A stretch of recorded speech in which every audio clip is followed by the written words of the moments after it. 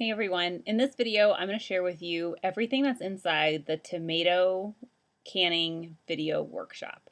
I'm Jenny and I blog at the Domestic Wildflower, and I have a video course that teaches you exactly how to can all things tomato. And you might wonder why in the world I have something that's just about tomatoes.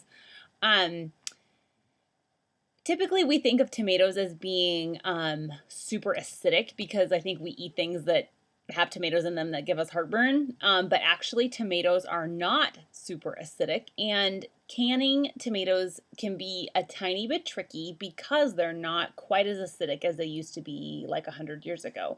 Now they are bred to be really red and beautiful and travel a long way in a semi truck, but even if you grew them in your garden, okay, they're bred to be big and red and not necessarily as acid as they used to be 100, 200 years ago.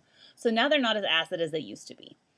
That said, canning tomatoes requires a little bit of an acidifying ingredient. So there's also a few other little tips and tricks for canning tomatoes that I share in the Canning Tomatoes video workshop, including how best to peel tomatoes, which variety of tomatoes are best for preserving, and the Canning Tomatoes video workshop is really a great purchase because it covers everything water bath canning. It teaches you how to set up your stove, why you need a jar lifter, what kind of funnel's a good one, which jars to get, like everything canning, and then I teach you how to make a great basic tomato sauce. And then you can take that information and make tomato sauce, of course, but then you can go make blackberry jam, and you can make pickles, and you can make whatever recipe you desire because I've taught you how to do all the canning process at the beginning.